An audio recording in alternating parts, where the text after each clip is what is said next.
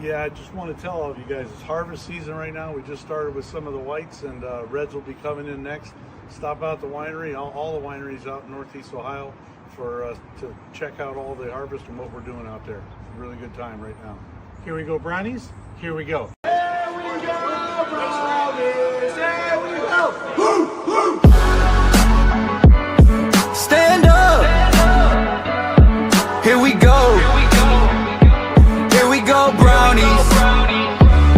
The kids cardiac. Catch me in the Muni where the party at. Dog pound, turn up with the elf up on my starter cap. Brought him back. Boy, we from the land and we proud of that. Louder man, front to the back. Here we go, I got him shouting that. Here we go, brownies. Here we go. Here we go, brownies. Here we go, brownies. Stand up. Here we go, brownies. Let's go. Game on the line, Joe Thomas, I promise. Jim Brown running through opponents, how I got this. I return like Josh Cripps. Paying for the mini, got the dog pound jumping. Here we go, brownies. Here we go. Here we go, brownies. Here we go, brownies. Stand up. Here we go, brownies. Let's go. Cleveland, this is for you. Welcome in, everybody, to another episode of the Here We Go Brownies podcast.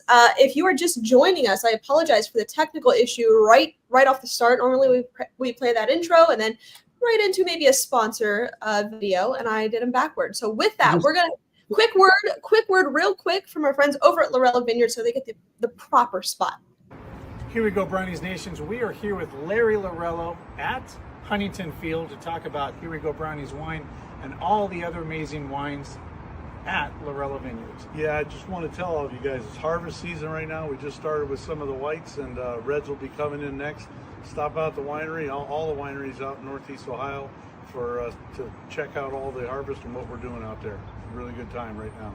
Here we go, brownies. Here we go. Here we go. Woof, woof, woof, woof. All right, it's a live show. Sometimes we mess up. But Dustin, how are you? How's it going? Good. I was just talking about that the other day when they were like, "Is your show live?" And I'm like, "Yeah."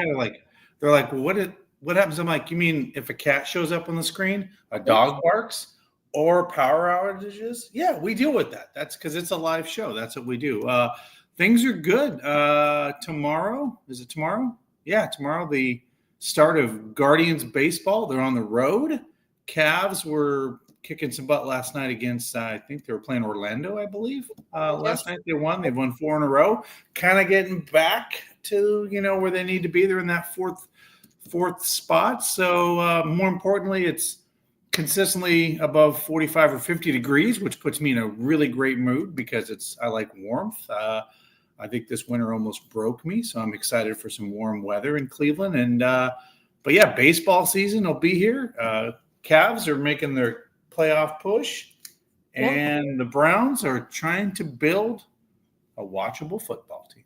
Yeah, I mean, this is kind of a fun time, outside of, I think obviously like in the thick of football season, you've got college, you've got NFL, like that. To me, that is my favorite. Like right when fall kicks off, that is my favorite time of like the sports season.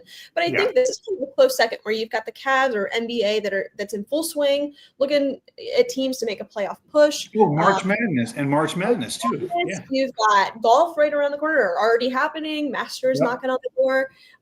Baseball starting tomorrow, and for your football loving people, we've got the NFL draft upcoming. That's a lot of fun. So, we have kind of survived this dead period post free agency leading up to the draft where there's like nothing to talk about and you're just exhausting yourself with like which tackle to take at 6. And you can only have that conversation so many times. So this is fun where you're getting a lot of sports thrown at you at once. So this is kind of a fun time, but, thanks everybody for tuning in. We're with all of that to say, we're going to talk more tonight. Yeah, and as I say, I'm going to give a little breaking news. I didn't even tell Allie this before we came on, but literally in the last couple hours, Here We Go Brownies and Kennel 2 will be live from the draft from Ditto's company right across from where everything's happening, but we'll be live from the draft Wednesday, Thursday, Friday. So look for some cool coverage coming from the draft 2 hours away.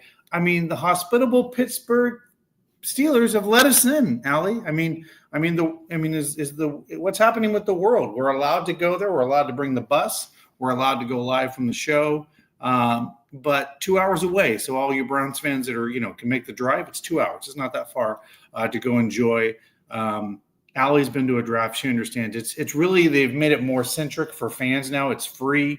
It's really, other than the Super Bowl, Allie, it's like the second biggest thing the NFL really puts on every year. Huge fan experience. Yeah. When I went, I know you've been to several, but when I went, it was cold, it sucked, it was nasty, the weather wasn't fun. But from an NFL product, what the NFL puts on, it's pretty cool. They've got a ton of kid-friendly things where you can have test your skills. Obviously, you have pretty close access to some of these players. You never know who you're going to see, and of course, the actual production of the draft is really cool. And to have it, each fan base have their own section. It's cool. It's a lot of fun. They do a good job. So if you have the opportunity to go, certainly encourage you. Obviously, got to go to Pittsburgh. Sucks this year, but I think you'll survive. Yeah.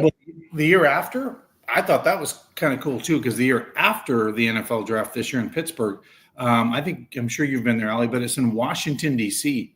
Yeah. So I think that's going to be a really unique experience to go take in all the things that D.C. has to offer from museums and stuff. So that'll be a really cool experience to take it in from D.C. So totally, D.C.'s great. All right, so we're going to get into it tonight. We're going to talk to you about what else? The NFL draft. That's what we're here to do at this current juncture. Not a ton to talk about from a Browns news perspective. Dustin, you touched on this right before we went on. There's some language changes in Myles Garrett's contract. We'll talk about that in like 3 seconds. But again, ton to talk about really in the past week from a Browns standpoint. And that's not always the worst thing at all, right? Especially sometimes it's good. Quiet sometimes is good. Not for the sake of podcasting, sure, but for the sake of the Cleveland Browns and sports in general, it's a good thing. But from a podcasting standpoint, then we're kind of like, all right, what are we going to talk about? Yeah. All right, so let's kick it off. We will have David join us here in a few moments. We'll kick it off with the draft conversation. But let's start with Myles Garrett. Dustin, I'll kick it over to you. Yeah, so really the language, it's basically kind of pushing out. It's a good thing for Myles Garrett. It's a good thing for the Cleveland Browns. And Andrew Berry's doing what Andrew Berry does, right? It gives the Browns more flexibility in the cap space to obviously work other contracts and get better players into the building for the Cleveland Browns. So it's just Andrew Berry doing what Andrew Berry basically does, I guess is the best way to describe the language change. Yeah. So basically what it is I'll just read it from you. This is Field Yates from ESPN. They've not restructured. I want to be careful with my language, but they've modified the language in the contract. Right. So Garrett's contract previously called for his option bonuses in 26, 27, and 28 to be exercised by the 15th day of the league year. In amended terms, the date has been pushed to 7 days before the regular season each year. The payment of the option bonuses was also modified in a way that has benefit to Myles Garrett. Additionally, Garrett has $8 million of his base salary in 2029 and 2030 moved into roster bonuses earlier in each league year. So you mentioned it, and really the prime reason here is just some flexibility with the cap space. We know that there has been additional cap awarded throughout the NFL. So each side benefits with this. No huge surprise here. I don't think that this is an indication that they're going to make a move with Myles or anything like that. No. I think that there's some flexibility as we go into the draft and potentially as we add a couple of pieces here and there along the lines of free agency or even any trades, anything like that. So it's just more of a Andrew Berry cap manipulation type of thing, adding some additional flexibility. Yeah, and again, based on some of what we have to deal with, some of our dead cap and just overall with Deshaun Watson's contract, this just gives the Browns some extra leverage for signing our, obviously, rookies. I mean, we have a lot of draft picks, right? So we have a lot of rookies we got to sign. And then anybody that really that comes available, right? We don't know if the Browns are going to trade, here in the next few days, weeks, when it comes to wide receiver. So there's probably some reasons behind this. And they probably went to Myles and his camp and said, hey, look, we're looking at maybe doing this or that. Can you help us out, right? It's one of those things. And by the way, we just it's going to benefit you in the long run because it's going to make the team better based on what we're trying to do. Just want to highlight this. This is actually very significant. So James saw that the Browns were not in attendance at Ty Simpson's pro day. Hope this means that we're rocking with Shador. So this is significant for one very specific reason. If you don't know, Todd Monken and Ty Simpson's dad are very, very close friends. Ty Simpson's dad is the coach at, what was it? Tennessee, like Martin or something like that. Anyways, some very close personal connections. And actually, Ty Simpson has even said it would be a dream to play for Coach Monken, as he's very, held very highly in regard to that family, very, very close personal friend. So for him to not be in attendance, one, just from a personal standpoint, is interesting. But two, also, I mean, from the indication that you just made, James, where, it looks like they're probably not going to have a ton of interest in Ty Simpson, which I think is probably for the best. I don't have personally a ton of interest in him either. I think if you are going to expand the quarterback room, there's probably a different way about it, but that's very interesting. So I'm glad that you pointed that out. All right, let's get into it. Let's bring David on. Before we do so, Dustin, we've got some really exciting news to share from our friends over at Primetime. Yeah, guys, first and foremost, this Thursday, the GOAT, that's right, the GOAT himself, Lawrence Taylor, will be live on their eBay at 8 o'clock doing some amazing autograph live signatures. And then that's right, Great Northern Mall, Saturday, Sunday, all the Buckeyes are coming out. Go check them out on Saturday. They start at 2:30 and then Sunday at noon. That's right. Go get all those Buckeyes autographs. Great Northern Mall right here outside Cleveland, about 15, 20 minutes. But that's going to be a lot of fun. That's a lot of players. I've been around there when they did that down in Columbus. It's like organized chaos trying to get all those guys in there and get them all, especially on that Sunday. I mean, and our friend of the program, Hinsman, the center, obviously he's going to be there as well, doing a Sunday again. If you're wondering, oh man, I need to get some really cool apparel to wear to that event, check out our friends over at Weebly, Ohio. You can, of course, get your official Here We Go Brownies podcast, hat, t-shirt, sweatshirt, of course. But you can also get some really great football, basketball, baseball designs. So if you've got a favorite team, maybe they can hook you up. So go check them out. With that, let's bring David on. Dr. David Ullery. This is the medical moment / football talk with Dr. David Ullery. Hey, David. Hey, Ellie. Hey, Dustin. How are you guys? What's happening? How are you? Good? Good. Actually, what I was going to do, well, we'll see how it goes. I'm outside, so hopefully it's not too loud and my AirPods aren't causing that weird noise or my computer or whatever. So if it starts making, that's a motorcycle, sorry. If it starts making all that noise like it has in the past, let me know and I'll take my AirPods out because maybe they're the issue. Yeah. All right. By the way, I did not hear the motorcycle, so you must be doing all right. I don't think you heard it either, Allie, did you? Right. Nope. But as soon as we start hearing that, paper tear, that's what it sounds like. I'm coming for you, David. Yes, terrible. It's like it for whatever reason, it's like later on in the show. I don't know if the computer gets hot or something. I don't know. That's probably it. All right, let's get into it. Let's talk draft. Before we do that, because the segment that I want to do is this or that NFL draft edition. I want to go through and kind of compare this year's draft or prospects to last year's draft prospects to kind of get a better understanding or a firmer grasp on really where do some of these players rank. So we'll do that. Before we do that, I want to talk about consuming draft content. Who are just your personal favorites on if you're, listening to, watching whatever draft content, who's your go-to person? Because I've got a guy that in my head, number one, anything he says, I'm listening to. Do you have that guy?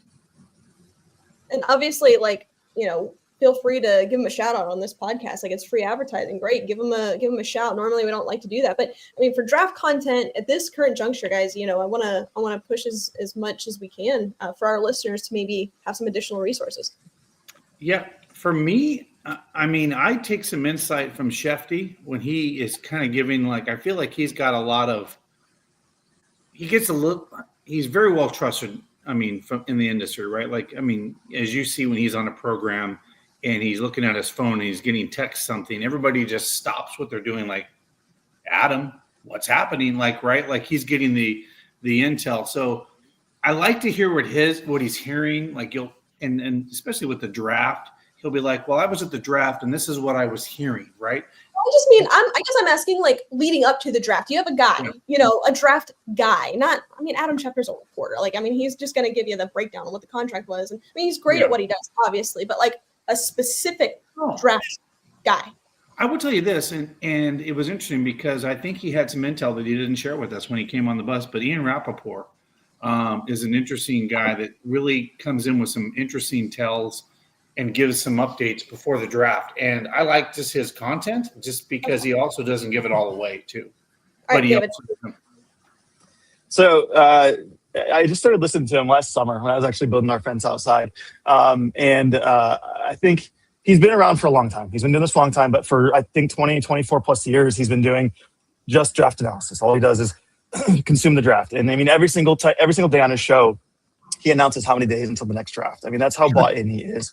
And I mean, it's a name everyone knows, but I think he's really kind of honed his product. And it's Todd McShay. I mean, he has been doing this like far and away more than anybody else has. And like, he has it down to a science. And I mean, he was down here in Mobile for the Senior Bowl. We didn't run into him. We were hoping we would, but he has such incredible insight and he has the connections for doing it for so long that it really just comes naturally to him. And like, I'm envious of it because I would love to be able to analyze people like he can. But the shows are a little long, and so it makes it hard to consume all of it, especially, when you're trying to, listen to other things or when you're just, driving or whatever you got going on in your life. But he just knows his stuff. He and his partner are awesome.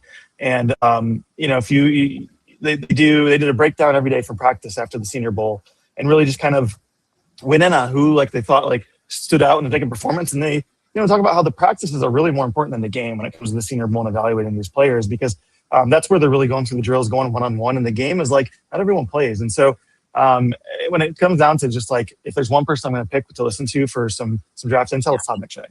Yeah, that's what I was going to say. He's my go-to guy. I mean, I think when I think NFL draft, I mean, obviously you think like Mel Kiper, you think those guys, but modern day NFL draft gurus, if you will, I think there's two that do such a good job at what they do. And that one of them is Todd. He is, in my opinion, the best in terms of intel and just the product that he's putting out there. He was actually talking today, maybe it was yesterday's pod, I can't remember, about this website that he's creating. And just the data that you can get from that is kind of invaluable. And also it's Dane Brugler. Every year we go through the beast that he puts out, and he puts so much information regarding each prospect that's going to get drafted. It's incredible. I think those are the two guys. So if you haven't, take a listen to those guys. They are so smart. And I would encourage you to, if you're trying to consume NFL draft content for your Cleveland Browns, you're a diehard Browns fan, listen to draft guys that are not Browns fans. Go get true analysis on these prospects to be able to, one, just feel more confident when you're watching the draft. David, I'm starting to hear the paper. I'm starting to hear it. Uh-oh. What's happening?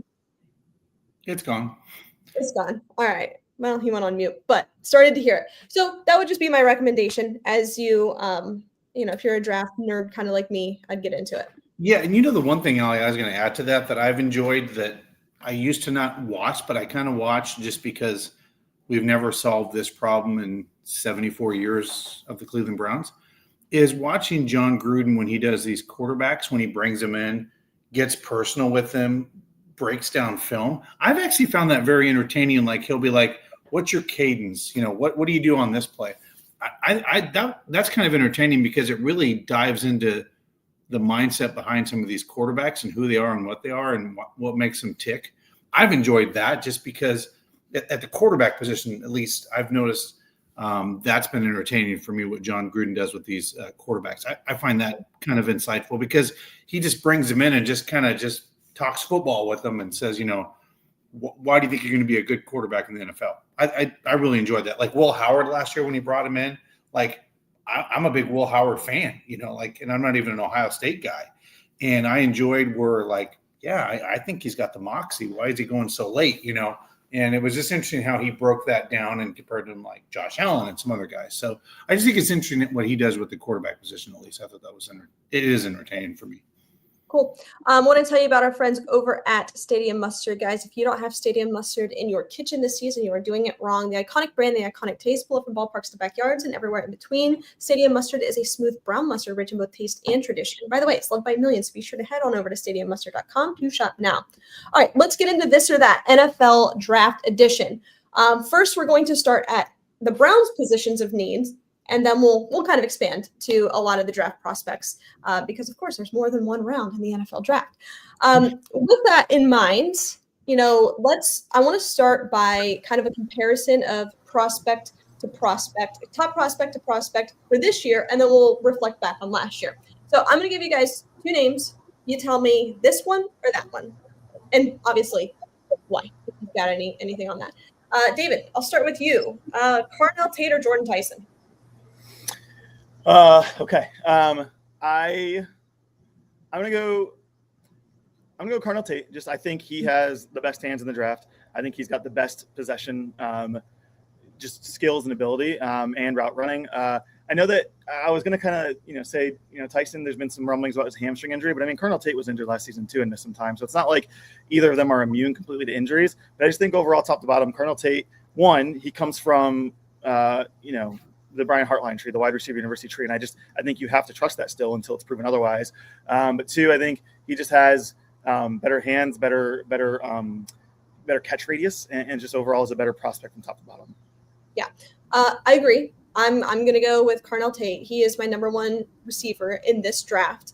I think it is interesting, though, to really kind of have this conversation if all things were equal, if both of these players were 100% healthy, I think this would be a really interesting conversation because Jordan Tyson brings a lot to the table. I think he's got a very high ceiling, but you just have a lot of concerns when it comes to the injury standpoint. So for that reason alone, I mean, Carnell Tate's my number 1 receiver. I said that. I think also this is kind of a semi-deep receiver class. You can get a lot of value in the second round. So guys, if you're watching this and you're like, or if we're watching the draft and the Browns take, best available and then tackle at 24, you're like, well, what the hell are we going to do? There's still a lot of talent there. So for that, I've got Carnell Tate number 1. His hands are elite. I really like what he brings to the table, and I think would benefit in what Todd Monken wants to do. So for me, it's Carnell Tate. What do you think, Dustin?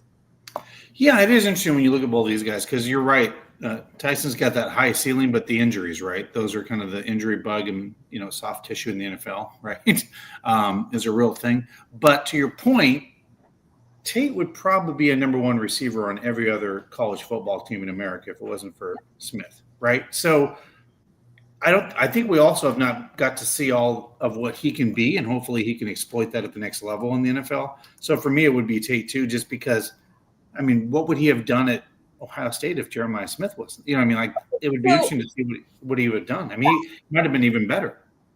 Do we all agree that Carnell Tate's our number 1 receiver for all 3 of us in this pod? For sure. Sure. Okay. So with that, I'm going to kind of skip over some of the other guys like Mekhi Lemon and, Omar Cooper Jr. because I think for this conversation, for us, it's Carnell Tate is the number 1 on the big board for the Here We Go Brownies podcast draft. So my next question then is, as we reflect back to last year's draft, would you take, and I'll start with you, Dustin, are you Carnell Tate or are you Tet McMillan? Probably still Carnell Tate, just because, I mean, again, the competition he goes against, right? And I don't think we've seen the ceiling. I don't think we've seen the ceiling on Carnell. And the reason I say that, I'm just going to double down. If Jeremiah Smith isn't there, how many more catches does he have? You know what I mean? All those things. So I'm there. So, I mean. What do you got? This is really hard. I think part of that, you can get into the nuance of, team need and what you actually like, what team is drafting who and for what position. But I mean, overall, just from a wide receiver prospect in terms of like NFL translation from college, I almost lean a little bit more towards Tet. I think he's more of a true wide receiver 1. He's a little bit bigger. He's a bigger guy. He's got just that. He has that look. He's got that feel. He's got the route running. He's got the catching the ball at the high point. And I mean, he proved it in his rookie year with over 1,000 yards receiving.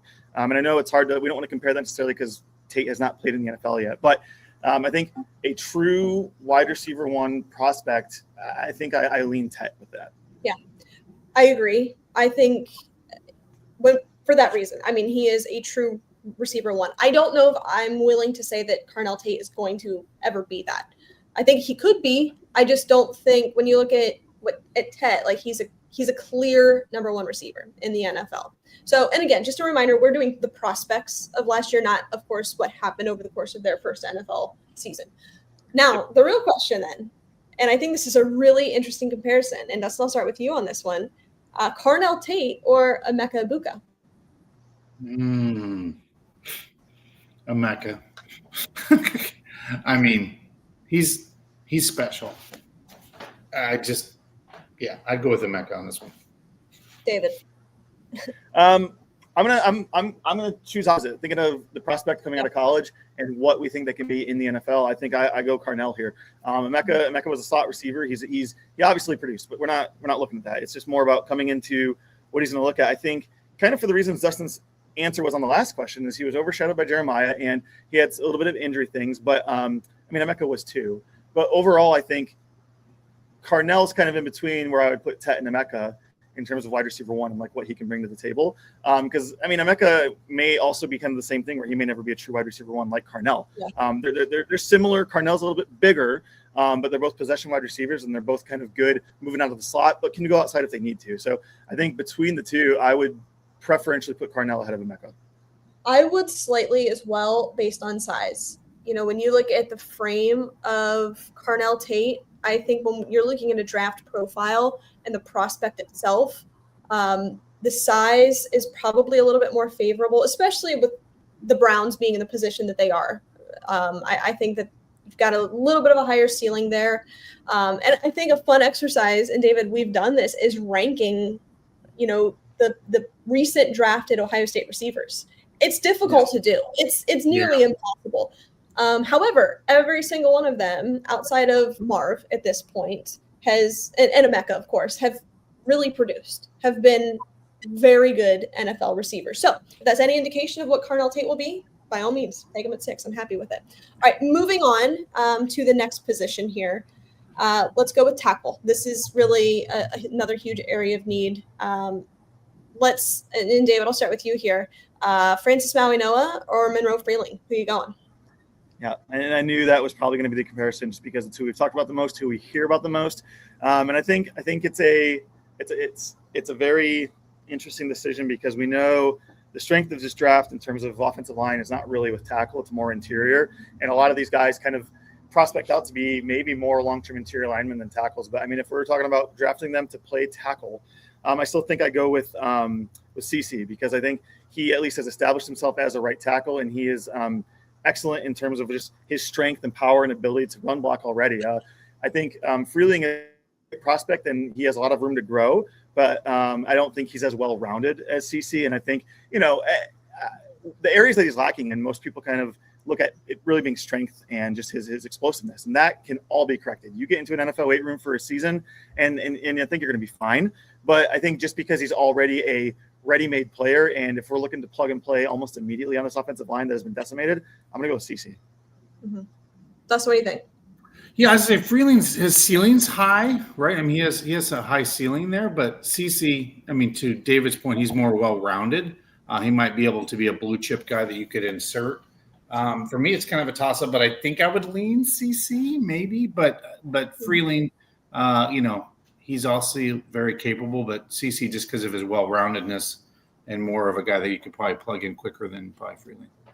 I think I agree. And there's other guys that I like, and we'll talk about those here in a second. But I mean, if the NFL draft tomorrow and there were no trade backs or anything like that, and the Browns are selecting one of these guys at 6, personally, I think I'd be all in on Francis Maui-Noah. I think he's a plug and play guy. Now, Monroe Freeling, while he does have a pretty high ceiling, he's also a very raw talent. It's going to take him some time. Now, I like Monroe Freeling at 15. So if you decide to trade back, I like him more in that range than I do at 6. 6 scares the absolute hell out of me for Monroe Freeling. But this is a really unique position to be in if you're the Cleveland Browns, because if you don't trade back, maybe the only option to get that player is to take him at 6, because there's going to be a huge run on tackles. I mean, David, we know the Lions are going to take a tackle. The Steelers are a sneaky team to take a tackle. There are middle of this draft, first round, there are some teams that are going to take a tackle. So you might just have to suck it up and take them at 6. Go ahead. I just a little bit of want your guys' opinion of this. With the Browns at 6 and who's available in this draft offensively, linemen, I think 6 is too high to take any kind of offensive lineman in this draft. It really bothers me, and what I mean by that is there isn't a Joe Thomas or a Myles Garrett once in a generational player in that top 5 or 6. I don't know. Maybe you guys are different, and I know it's an area of needs, but I just don't take a guy that high at that position. That's unless it was like a can't miss kind of guy, because I get a little of the the Jedrick Wills weird feelings again, and I don't like it, and so there's no way to know, right? There's no way to know, and if you have a huge area of need, we didn't know Joe Thomas was going to be a Hall of Famer at the time. I mean, we had a pretty good indication because he had a great. But, I mean, he was elite. But even there are guys that NFL busts occur. Those are a thing that happens sometimes, and even guys that go to Iowa.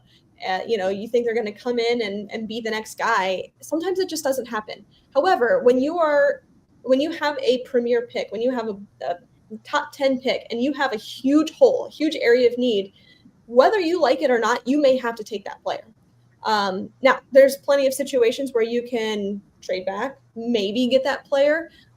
But if you have, like we've discussed, such a huge area of need at both receiver and tackle, if they stay put at 6, they are taking, in my guess would be that they're taking one of those, because we've talked about this. Tackles don't grow on trees. They really don't hit free agency very often. So it's not like you can just easily go get one. So your options are trade for one, trade beautiful draft capital to go get a tackle, an elite tackle that's going to be here for the next several years, or you draft that player. So I understand where you're like, I'm a little nervous about it. But this is a pretty tackle-heavy class. And if you're at a premium position, you have 2 first-round picks. One of those is more likely than not going to be a tackle. I mean, David, what's your opinion on that? Yeah.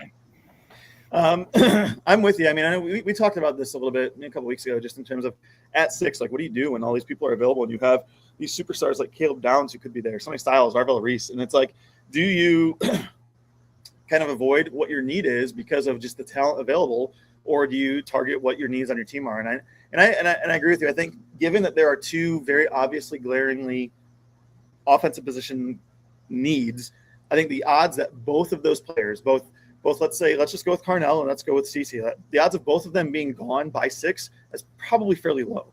And so one of them will be there. And if it's CeCe, who's right now maybe borderline top 10, I agree with you. I think and Carnell's not there, then I think you have to go with him. I think you do. Even if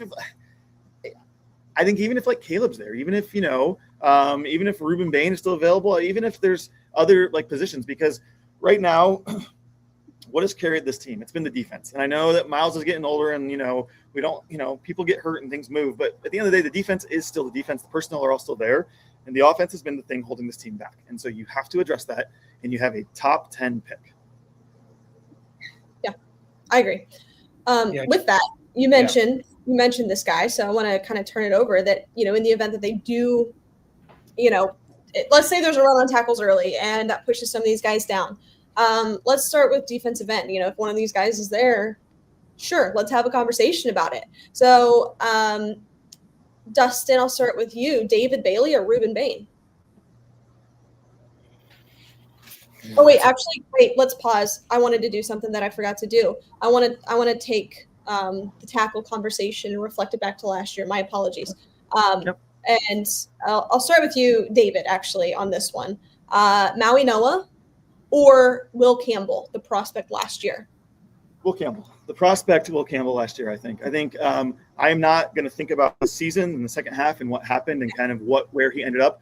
I think just from a prospect standpoint, it was either him or it was, and maybe you're going to ask about him too, Kelvin Banks coming out. 1 and 2, very clear, very obvious, both top 10 prospects, like much, I think, different offensive tackle grouping, just a much stronger group from top to bottom, both in depth and just in talent at the top. And I mean, Will Campbell coming out of LSU he was the bee's knees. He was like the next big thing. He was the NFL prospect. And so I think just based on prospect alone, in translation to the NFL, Will Campbell, I would take him over CC.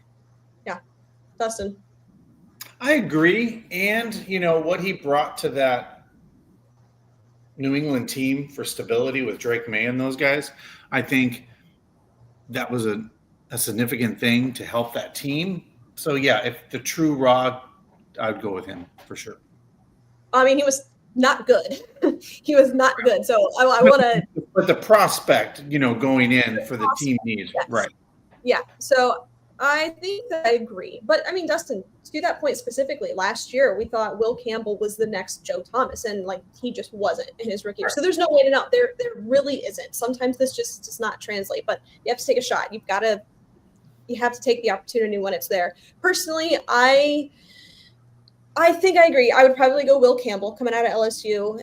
I mean, he was in that conversation, right? So I think so, but I really like CC Maui Noah. I think he's going to be great. I just probably, if we were to rank these guys, I'd probably still have Will Campbell number one.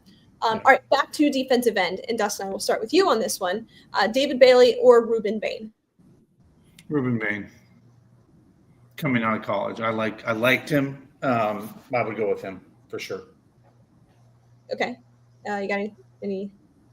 All right. No, I like him as a player, and that would, if he's available, but that gets me back to this whole thing with the Browns. It worries me about pick 6. Do you go down a route where if somebody is sitting there that's so good, no matter what the position, do you go reach for somebody you need and not take the best player available? So. Okay, David.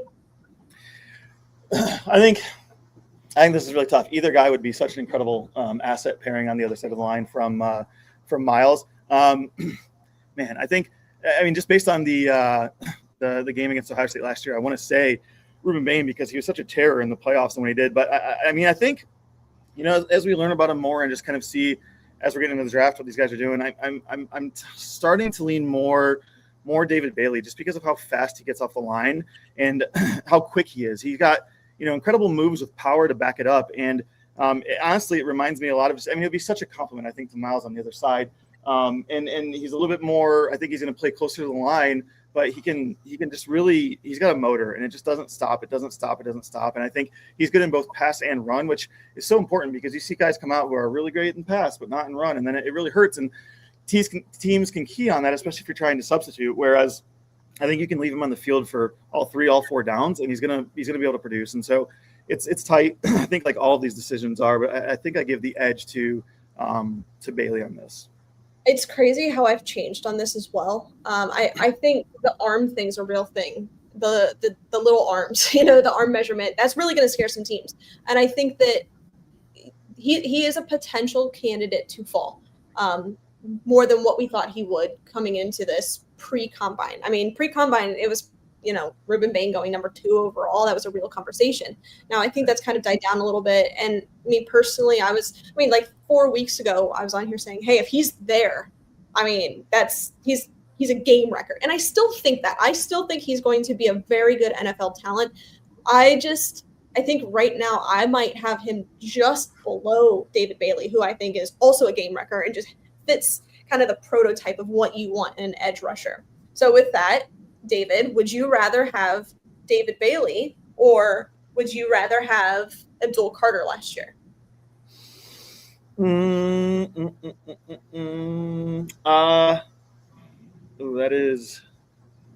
That's a tough one, right? Or Ruben Bain, whichever direction you want to go, whoever your guy is, but in comparison here. In terms of the prospect when they were coming in and kind of just what it looked like. He went number 3 overall. He was very, very well regarded.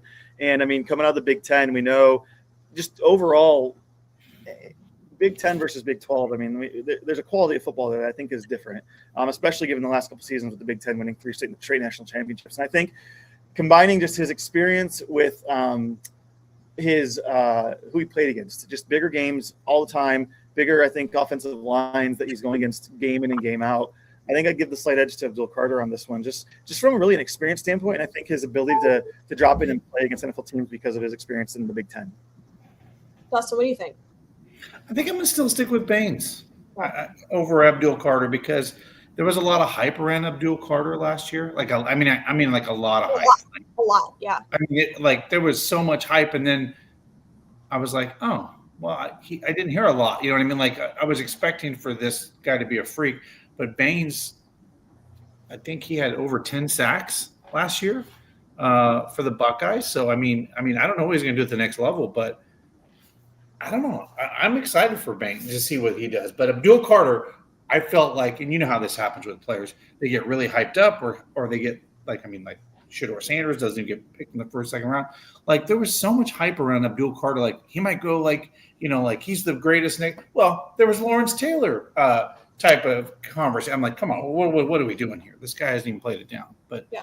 Abdul Carter had so much hype last year. So yeah, I'm gonna not take Abdul. I agree with you, Dustin. I actually think I would have both of these guys above Abdul Carter. I didn't love Abdul Carter last year. I didn't. And I know there was a lot of conversation about taking him at 2. I mean, I remember Eric Metcalf saying like on this podcast saying like you have to putting him next to Miles or opposite Miles like that's just and my thought was no, I really like the idea of going offense, which they did not do with their first round pick, but still, we kind of saw what it looked like to add a beast in the interior of this defensive line and what that can do. But I mean, the offensive woes still existed. Now, from a draft prospect, I mean, probably a little bit of bias, unfortunately, leaking into my brain about how his first year went. But personally, I mean, I might have him just below these guys, or maybe in the middle. Maybe I've got him between Bain and David Bailey. But I don't know that I would put Abdul Carter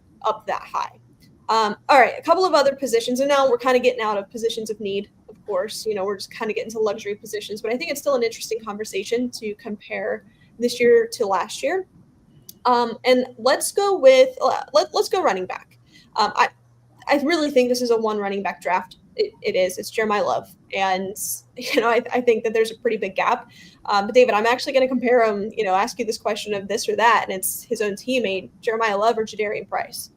I was gonna say like who are we even considering right now to be running back 2 in this class? And I know a lot of people talk about it being him, and I mean I'm with you. I think this is a one running back class, and there's not much of a debate. It's Jeremiah Love. He is a generational talent, and he is going to elevate any team that he plays for almost immediately. Now he did have a little bit of an injury problem, really 2 seasons in a row towards the end there, but even that.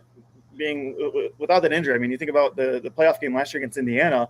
There was a question whether he was going to play or not, and then he ripped off a 98-yard touchdown run, like in the first drive. And so he has that grit, that mentality to turn it on. He's a pass blocker. He catches it out of the back. To do it all, running back who will translate to the NFL very quickly and easily and have so much success. And I just think he is heads above even his running mate and teammate.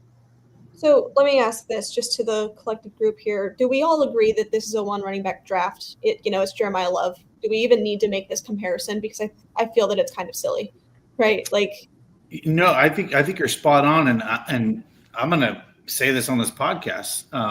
And it's kind of from what I'm hearing, and I'll just use the comparison to close to the same position where they may go.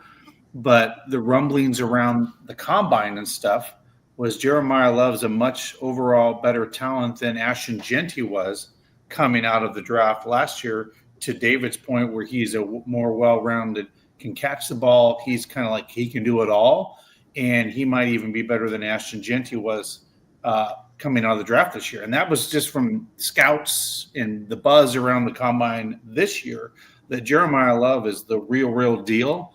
And if he goes high somewhere to Ashton Jeanty, that he'll outperform Ashton Jeanty in his first season. So, I mean, that says a lot, right? Because we know, again, Ashton Jeanty was really hyped, right? And then, he kind of came down to earth a little bit. But, I mean, if Jeremiah Love is the guy, like, then he to David's point, this is a once-in-a-generational kind of guy that could be something we could be talking about for years to come. Like, and again, I mean, Browns take him. Like, not that they would, but man, if they did, you want to talk about a 2-headed monster at running back? Whew.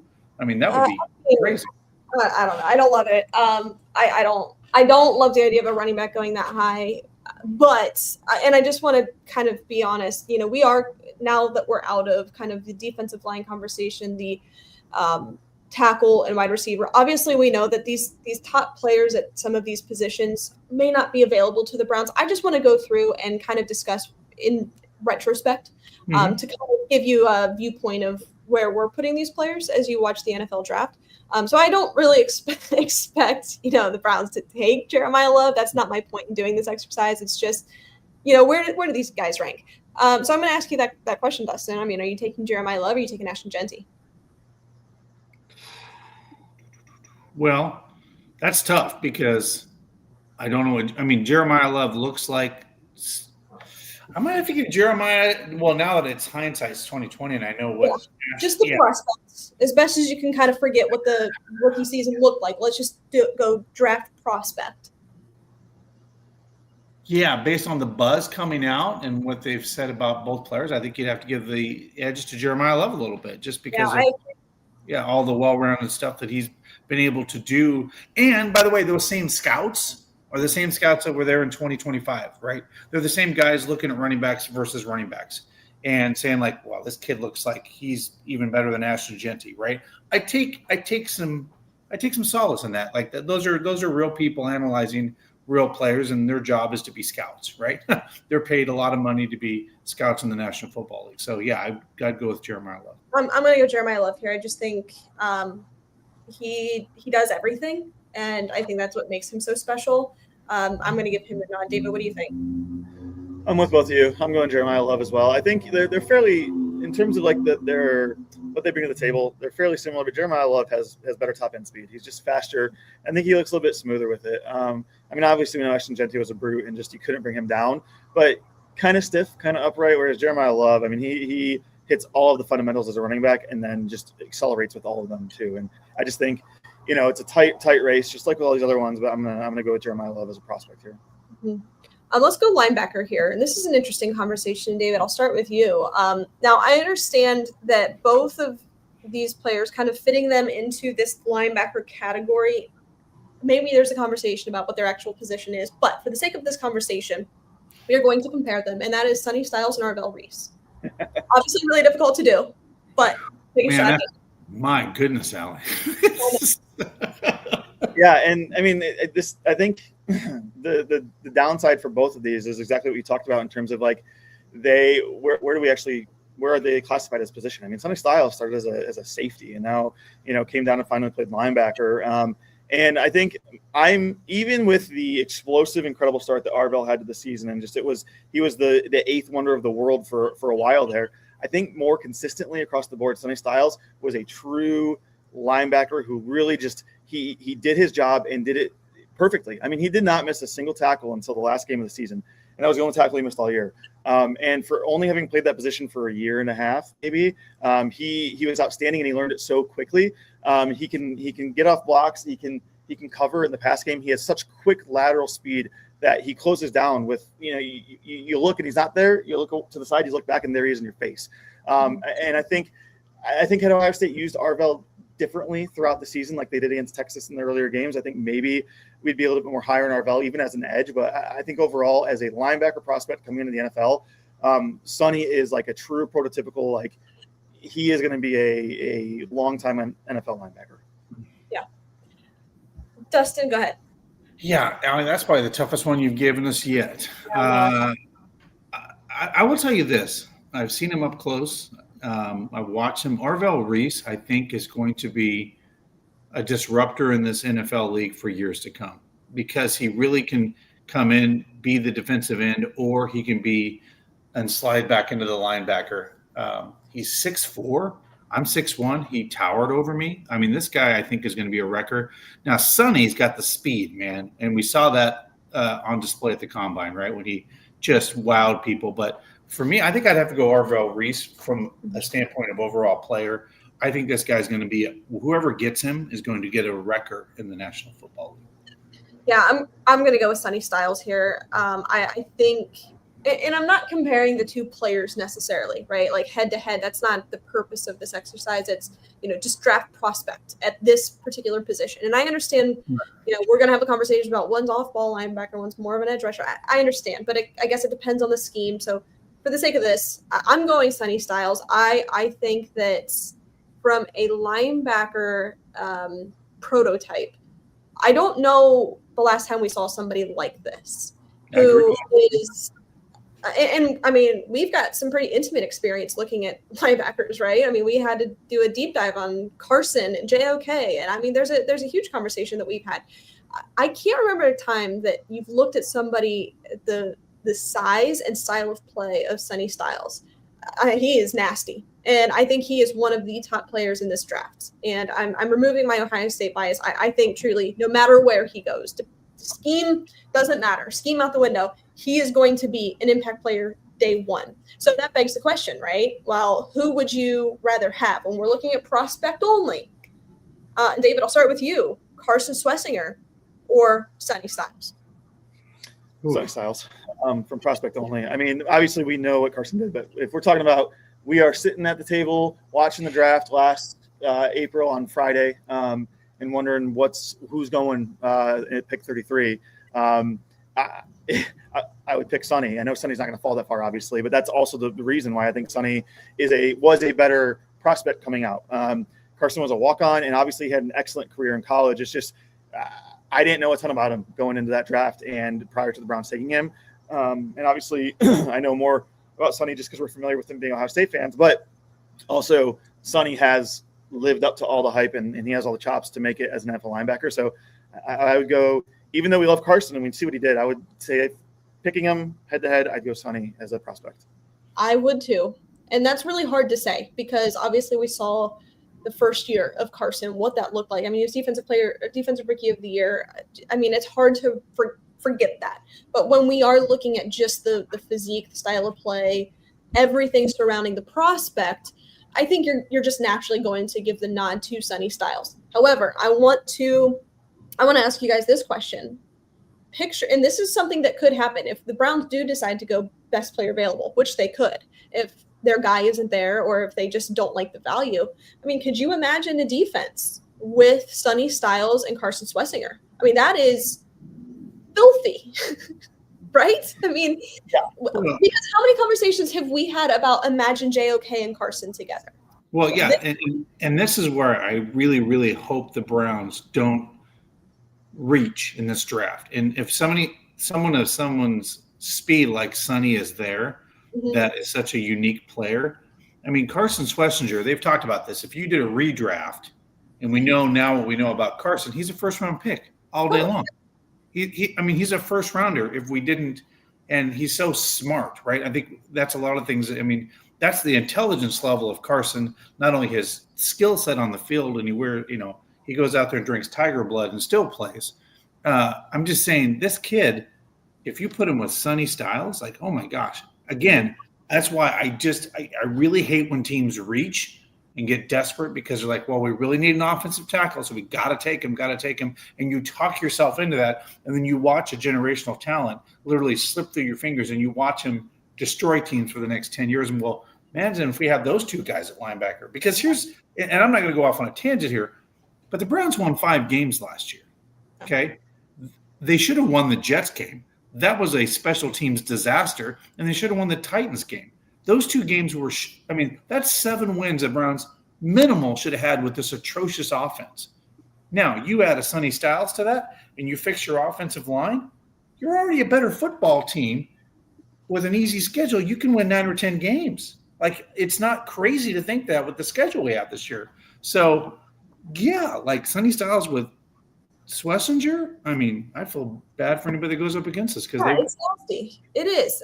My thought with that is if you decided, if there's a trade down situation where maybe you leave 6 and you go to 10, and in doing so, you're able to get 10, keep 24, and maybe get another second this year. Yeah. I mean, it's pretty interesting because let's just say in that exact example, you're drafting Sonny Styles at 12 or whatever I said. At 24, you get, I don't know, best available tackle, whoever's there. Let's just say Caden factor is there. And then, I mean, in the second round, just in terms of receivers that you're looking at Chris Bell, Jeremy Bernard. It's possible somebody like a Denzel Boston or Casey Concepcion's there because there's a run on tackles or something like that. I mean, that's not a crazy world to live in or to even speculate. So I know last year I was kind of adamant that I had no interest in like Abdul Carter to put him opposite Miles. But this year, where you already have 2 first-round picks, and if you can accumulate assets for next year, it is very interesting to really bolster this defense and kind of just see what you have in Shedeur Sanders. I mean, that's a big thing here. So I think it's an interesting thing. I think I'm very high on both of these players. Listen, sign me up, right, for either of these guys. And we'll round out with this, and I think that this would just be a true luxury that maybe they trade back to even later, if they trade back into like 15 or something like that. This would be a true luxury. But if they decided to go corner, which I think is in the conversation, that's kind of a dark horse thing. And Dustin, I'll start with you on this one. And I think, in my opinion, there's a 1 corner class in terms of the first round. But Mansour Delane or Jamad McCoy? Tell me the names again. Mansour Delane or Jamad McCoy? Maybe McCoy. I'd go with McCoy. Just because I haven't studied these corners too much. Okay. So, I mean, in my opinion, this is a 1 corner class, and it's Mansour Delane by a wide margin. And I think that there is a possible, sneaky conversation here that if he's available, like the kind of in the same regard that we just talked about, right? If you look at this defense, with Sonny Styles or Arvell Reese, I mean, picture it with him. That's kind of an interesting thing. David, I mean, out of these 2, where are you going? I'm with you with Delane. He's the more well-rounded cornerback. He can do it all. I mean, he's obviously great in coverage. That's his primary role, but he's physical. He can play against the run. He can come up and make stops. Whereas McCoy, he hasn't shown that. He hasn't shown that he's a big body that comes up and isn't afraid to hit somebody. And at the end of the day, like, he's going to be great in coverage, so he's probably going to be, a very good, maybe role cornerback, more of a back end guy. But when you want someone who is good both in run and pass defense, I think Mansour Delane is the guy. Okay. So if we just reflect back to last year, now obviously knowing what we know, David, I'll start with you. You taking Mansour Delane or are you taking Travis Hunter?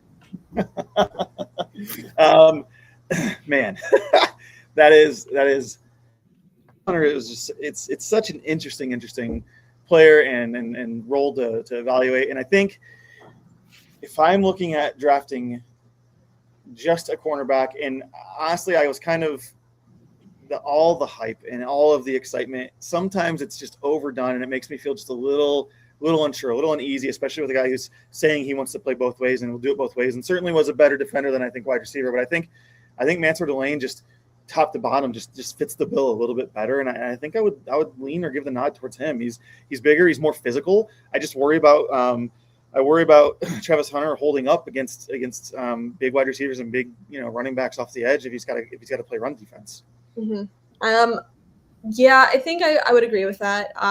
Just in terms of like the framing and the speed of a true physical outside corner, I'd be interested in Delane. I think he's the guy. But I mean, if you remember the hype last year, I mean, we had so many conversations regarding Travis Hunter. Obviously, we sat at number 2 for most of the offseason, so leading up to the draft. So I don't know. Part of me thinks that if we could turn back time and redo this, there's a conversation where I think that we would probably actually have Travis Hunter above, just based on what he can do on both sides. I would agree, just because you can't have enough corners in the Browns, and stuff like that area needs. And to your point, David, there was a lot of hype around Travis Hunter, and everything that he could do. And how much was he going to play wide receiver? Was he going to go both ways? Could he be like this player? And you talk to some of these, and you'd look at some of these other NFL players, are like, he's not going to be able to do that in the NFL. Like, he's just not going to be able to do what he did in college. And, we kind of saw that. But, yeah, I agree to your point, Allie. I think for me it would have been Travis Hunter based on going into that draft, because we were super high on him. We were all in, right? Yeah, we were all in. He's a smart, intelligent player too, right? Like, that's the other thing that was so interesting about him. Like, how can a guy be so good and play both ways and be good at both at a high level? That's really hard to do, right? Like, that's just not usually a normal thing. And Travis Hunter, like, again, was one of those players that just he was an anomaly, so we were kind of enamored with him. Like, if the wide receiver room sucks, we can use him there. Well, we could always use a corner because you can't, like it was like you could talk yourself into that just based on what he was as a player. Yeah. It's interesting when you take a look at the last year versus this year and actually comparing some of these players. I think that there's certainly more to do. We've run out of time, but we can probably continue some of this next week. Before we wrap up, I want to tell you about our friend Crystal John Tony. Guys, if you're looking to buy or sell real estate, invest, rent, whatever you're trying to do, give her a call at 216-215-6663 or at johntonysells@gmail.com. She's part of eXp Realty. She's one of the best in the business. She can certainly help you navigate the rough waters of buying and selling real estate. And before we wrap up, Dustin, tell our listeners about City Barbecue. Man, if you're hungry and you don't want to cook and you want to go to one of the 6 Northeast Ohio locations, go check out City Barbecue. Or if you're down in Columbus or anywhere else in Ohio, go check them out. They're great for wedding events, catering, whatever you want, or pick it up on the way home. But it's really good barbecue. And their desserts are really good. Desserts are really good as well. All right, guys, before you wrap, any closing thoughts? Yeah, I think the Browns are going to do something. I think the Browns are going to trade for a wide receiver. So we won't have to worry about this next week when we talk about it. The Browns are going to go get a wide receiver somewhere. I'd be interested in that. That'd be cool. Oh, by the way, we didn't even talk about Joel Petonio. What's happened with Joel Petonio? That's so odd. I don't know. Because I really don't have much to say. There's no movement, and it's weird. And I hope that we get an answer soon. That's really all I have for that. But with that, we thank you, everybody, for tuning in. Stay safe, stay healthy, and as always, Browns fans, go Browns. Go Browns.